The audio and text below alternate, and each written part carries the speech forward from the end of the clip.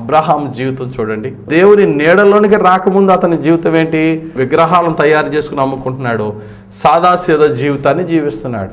ఒకానొక రోజున దేవుడు అబ్రహాంకి ప్రత్యక్షమై అబ్రహాముతో పిలుస్తున్నాడు, కమాన్, నీ తండ్రి ఇంటిని, అంటే నీ కంప్లీట్ నీ అనే నీడ అంతటిని విడిచిపెట్టి, నీ సమస్తాన్ని విడిచిపెట్టి నేను ఎక్కడికి వెళ్ళమంటాను అక్కడికి వెళ్ళి అన్నాడు. ఈ అబ్రహాము గారు దేవుని మాటలకు లోబడి ఇమ్మీడియట్గా అంతా విడిచిపెట్టి వెళ్ళినందుకు దేవుడు అబ్రహాముని ఎలా చేశాడండి? జనములకు తండ్రిగాను, విశ్వాసులకు తండ్రిగాను, కోటీశ్వరునిగాను, లోటు లేని లేమి లేని వానిగా దేవుడు చేశాడు. మోషే జీవితం చూడండి. అతడు బానిసలకు పుట్టినా ఐగుప్తీయుని ఇంట్లో పెరిగాడు కాబట్టి ఫరోలాగా బ్రతికాడు. కానీ సత్యాన్ని తెలుసుకున్నాడు, నిజ దేవుణ్ణి తెలుసుకున్నాడు. ఈ యొక్క ఐగుప్తు దేశపు ధనము కన్నా క్రీస్తు కొరకు నింద అనుభవించడం భాగ్యం.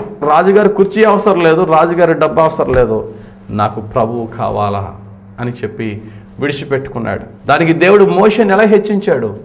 అత్యున్నతమైన స్థితికి ఆత్మీయంగాను శారీరకంగాను కొన్ని లక్షల మందికి ఏకైక నాయకుడిగా దేవుడు ఒక స్నేహితునితో మాట్లాడినట్టుగా మాట్లాడగలిగి అంత ఉన్నత స్థితికి మోషేని హెచ్చించాడు. బైబిల్ గ్రంథంలో యోసేపు జీవితం మనం చూస్తే, యోసేపు అనే వ్యక్తి, యాకోబుకి కుమారులు 12 మంది ఉంటే 11వ వాడు యోసేపు. అయితే ఈ యాకోబు యోసేపుని బహుగా ప్రేమించి అల్లారు ముద్దుగా ప్రేమిస్తుంట సమయంలో అన్నయ్యలకు అసూయ వచ్చి తండ్రి ప్రేమ అంతా ఈడ దోచేసుకుంటున్నాడు కాబట్టి అడవిలో వీడిని కొట్టేసి, ఇష్మాయేలీలు వెళ్తున్నారు వాళ్ళకి అమ్మేద్దామని చెప్పేసి బానిసగా అమ్మేసి తండ్రి దగ్గరికి వచ్చి ఏదో అడవి జంతువు తమ్ముడిని తినేసింది నాన్న అని చెప్పేసి తండ్రిని మోసం చేశారు. అట్ ద ఏజ్ ఆఫ్ 17 సంవత్సరాల వయసులో.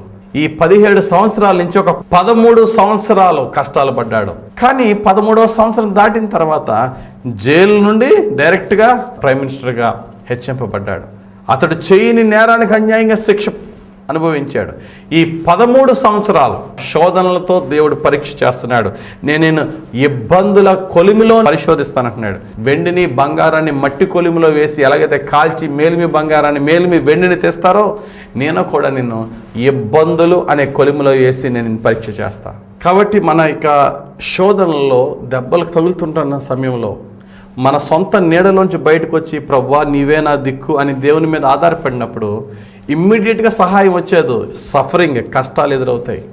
అటువంటి టైంలో మనకు కావాల్సింది వాక్యం అనే సన్ స్క్రీన్ లోషన్ కావాలి. అందుకనే కీర్తనల గ్రంథంలో 119వ కీర్తన 92వ వచనంలో, నీ ధర్మశాస్త్రము నాకు సంతోషమియ్యని ఎడల నా శ్రమయందు నేను నశించియుందును, నా శ్రమలో నేను నాశనం అయిపోదును ప్రభువా, నీ వాక్యము నన్ను ఆదరించి నాకు సంతోషం ఇవ్వకపోతే. ఎస్, ఈరోజు దేవుడు చెప్తున్నాడు, నీవు ఎవరి మీద డిపెండ్ అయ్యావో ఆ డిపెండెన్సీలోంచి బయటకు వచ్చి దేవుని నీడలోనికి వచ్చినట్లయితే దేవుడు ఈరోజు నీతో నాతో మాట్లాడుతున్నాడు. నా పాదాలు ఎద్దుకురా, విశ్వాసముతో నన్ను వెంబడించు. అయితే నా బాట విశాలమైన బాట కాదు, ఇరుకైన బాట. కష్టాలు, శోధనలు, ఇరుకులు, ఇబ్బందులు వస్తాయి, కానీ నేను విడిచిపెట్టను. విశ్వాసంతో నా వైపు చూసి ముందుకు నడు అంటున్నాడు దేవుడు. కాబట్టి దేవుని నీడలో అభివృద్ధిని మనం పొందుకోగలం. ఏ చెట్టైనా ఏ వృక్షమైనా సూర్యకిరణాలు పడకుండా అది ఎదగడం అసాధ్యం. అలాగే ప్రతి మనిషి దేవుని యొక్క వెలుగు ఆయన మన మీద ప్రకాశించకపోతే, మనల్ని సంరక్షించి మనల్ని అభివృద్ధి చేసి మన పొదిగే ఆయన నీడ మన మీద లేకపోతే అభివృద్ధి అసాధ్యం. భక్తుడైన మోషే రాసిన 90వ కీర్తన 17వ వచనం అంటాడు, మా చేతి పనిని స్థిరపరచు ప్రభువా, మా చేతి పనిని స్థిరపరచు. దేవుని నీడలోనికి వస్తేనే మన చేతి పని స్థిరపరుస్తాడు. ఈ కొద్ది వాక్యం నీ జీవితంలో, నా జీవితంలో, మనందరి జీవితంలో యేసయ్య నెరవేర్చునుగాక. ఆమేన్. ప్రార్థన చేసుకుందాం. ప్రేమ కలిగిన తండ్రి, నీ పరిశుద్ధ పాదాలకు వందనాలు. యేసయ్య నామములో మీ పాదాల యొద్దకు వచ్చి ప్రార్థిస్తున్నాం తండ్రి. ధ్యానించిన వాక్యము విన్న మా అందరి జీవితాల్లో ఫలింపచేయండి.